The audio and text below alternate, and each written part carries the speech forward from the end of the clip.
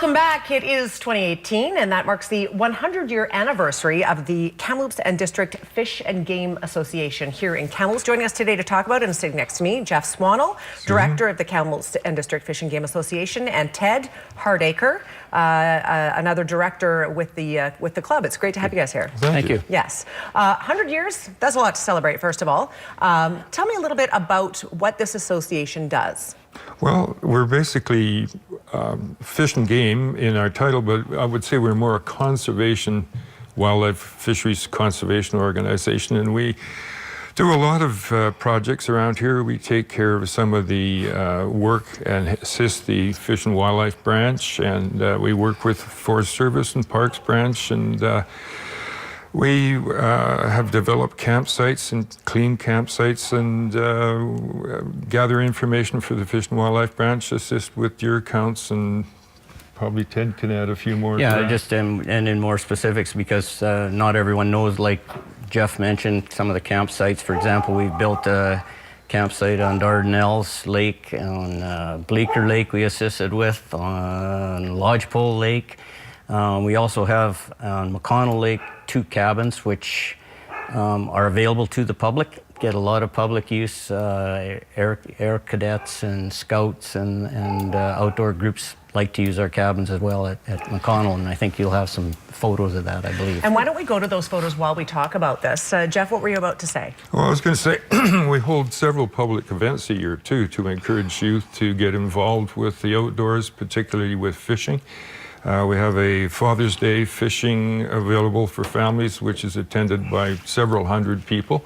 And also we've just had in January our annual ice fishing day, which we provide food and equipment and gear and advice and help and drill holes. And we have several hundred people attend that every year.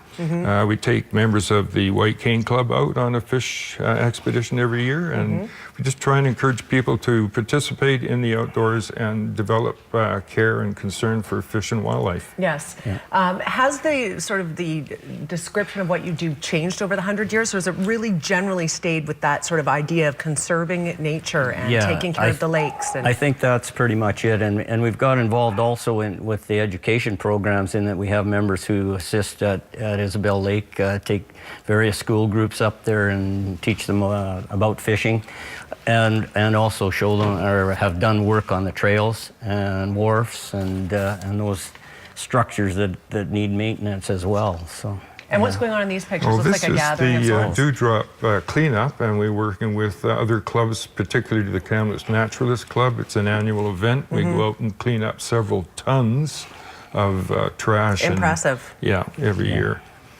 We have youth programs, and there's quite a bit of involved with youth. We see them as the future generation to carry on. And the next club members, right? Yes. This is the hypolimnetic oxygen system that we assisted Fish and Wildlife to install on Red Lake.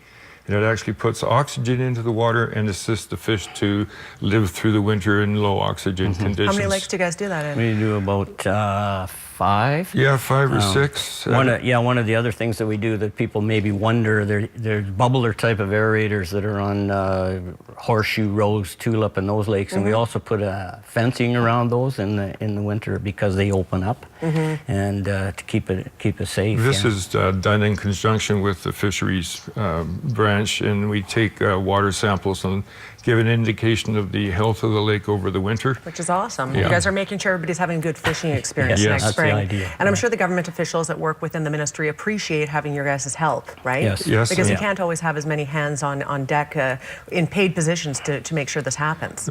Yes, they could use more staff. We also have quite a few retired staff from Fish and Wildlife within the club, continuing with that kind of work. Tell me this, I understand you're about 200 members strong right now. I'm sure you're looking to preserve that, to keep that going, perhaps attract new members. We sure are. A lot of our members are getting on in years, as some of them have been a member for 50 years. Right. Well, you're at 45. Yeah. Good for you. But it's a dynamic organization. We certainly are looking for new members, and especially those that would like to come out and do projects and teach their skills to the youth. And not only that, it's good for camaraderie, meeting new people, It being is, the yeah. outdoors. Yeah. We're about 30 seconds before we're out of time. Is there anything I haven't asked you that you would like to mention? The trophy. I'm going to Let's talk about verify. it. We brought our trophy along just to verify our existence. This is a trophy from 1931 that was presented to at that time it was called the Kamloops Game and Fish Protective Association. Yeah. And it was actually won by a dear friend of mine for the largest trout Is at that right? particular time, and we kind of keep that because it's pretty near 90 years old, and we're 100 years old now, so it was around in the beginning. It's nice to have that. Yeah, Good piece of history. Yeah. Also, one time in the past, the Fish and Game Club of those days was the go-to organization for search and rescue. Oh, yes. I understand the organization of search and rescue was formalized in the 70s, but prior to that, because of the members' knowledge of the countryside, we would often go out on those kind of projects. Because you know the area. And Yeah. Thank you to the both of you for being here. Time goes quite quickly, does it not, Yes, on the it show? does, it does. Congratulations on the 100 years Thank you. for helping to keep the association healthy and alive. But as you mentioned, yes, they are looking for new members as always, as many associations are. If you're interested, the website is right there on the screen, kdfga.ca, and you can certainly check them out online or the phone number on the screen. We're back after a quick break. Stay with us.